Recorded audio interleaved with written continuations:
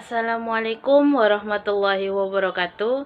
Saya Neni Zahrani Wijaya dengan NIM 0305202039. Saya di sini akan menjelaskan tentang materi karangan ilmiah. Pengertian karangan ilmiah. Karangan adalah bentuk tulisan yang mengungkapkan pikiran dan perasaan pengarang dalam suatu kesatuan tema yang utuh. Karangan diartikan pula dengan rangkaian hasil pikiran atau ungkapan perasaan ke dalam bentuk tulisan yang teratur. Jadi, karangan ilmiah merupakan suatu karangan atau tulis yang diperoleh sesuai dengan sifat keilmuannya dan didasari oleh hasil pengamatan, peninjauan, penelitian dalam bidang tertentu. Disusun menurut metode tertentu dengan sistematika yang bersatu bahasa dan isinya dapat dipertanggungjawabkan kebenarannya. Yang kedua yaitu tujuan dari pembuatan karya ilmiah. Yang pertama, memberi penjelasan. Dua, memberi komentar atau penilaian. Yang ketiga, memberi saran. Yang keempat, menyampaikan sanggahan. Yang kelima, membuktikan hipotesa. Yang ketiga yaitu syarat-syarat sifat karya ilmiah.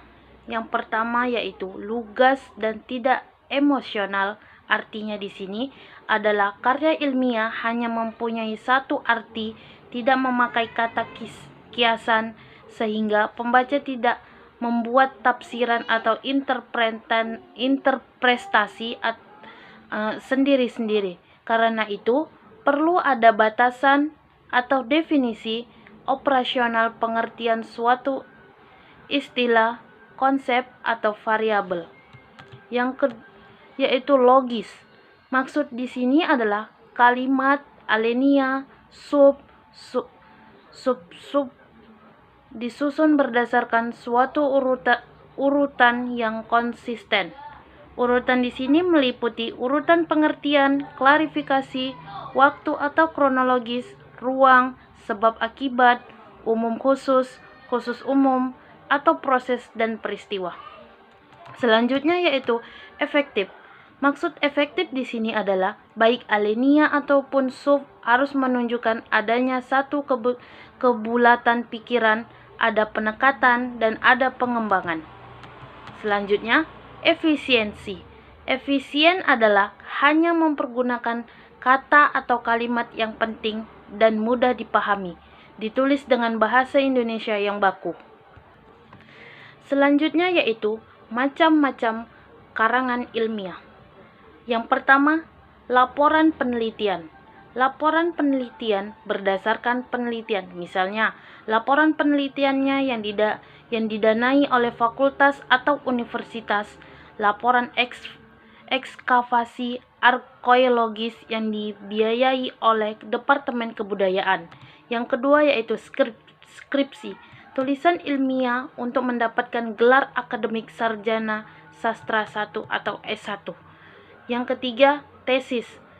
Tulisan ilmiah untuk mendapatkan gelar akademik strata 2 atau S2 yaitu master. Yang keempat yaitu disertasi atau tulisan ilmiah untuk mendapatkan gelar akademik strata 3 atau yaitu doktor. Yang kelima yaitu surat pembaca. Surat yang berisi kritik, tanggapan terhadap isi suatu tulisan ilmiah. Yang keenam yaitu laporan kasus. Tulisan mengenai kasus-kasus yang ada yang dilandasi dengan teori. Selanjutnya yaitu ciri-ciri karangan ilmiah. Yang pertama, struktur sajian. Struktur sajian karya ilmiah sangat ketat, biasanya terdiri dari bagian awal atau pendahuluan, bagian inti atau pokok pembahasan, dan bagian penutup. Yang kedua, komponen dan substansi. Bervariasi sesuai dengan jenisnya, namun semua karya ilmiah mengandung pendahuluan, bagian inti, penutup, dan daftar pustaka. Yang ketiga yaitu sikap penulis. Sikap penulis dalam karya ilmiah adalah objektif, yang disampaikan dengan menggunakan gaya bahasa impersonal dengan banyak menggunakan bentuk pasif tanpa menggunakan kata ganti orang pertama atau kedua. Yang keempat yaitu penggunaan bahasa. Bahasa yang digunakan dalam karya ilmiah adalah bahasa baku yang tercermin dari pilihan kata atau istilah dan kalimat-kalimat yang efektif dengan struktur yang baku. Selanjutnya yaitu ciri-ciri karya non-ilmiah. Karya non-ilmiah adalah karangan yang menyajikan fakta pribadi seseorang, pengetahuan dan pengalaman dalam kehidupan sehari-hari, bersifat subjektif, tidak didukung fakta umum, dan biasanya menggunakan gaya bahasa yang populer atau biasanya digunakan atau tidak terlalu formal. Ciri-ciri karya tulis non-ilmiah. Yang pertama, ditulis berdasarkan fakta pribadi. Kedua, fakta yang disimpulkan subjektif. Tiga, gaya bahasa konotatif dan populer. Dan yang keempat, tidak membuat hipotensi. Kelima, menyajikan dibarengi dengan sejarah. Keenam, bersifat imajinatif. Ketujuh, situasi didramatis. Kedelapan, bersifat persuasif. Dan yang terakhir, tanpa dukungan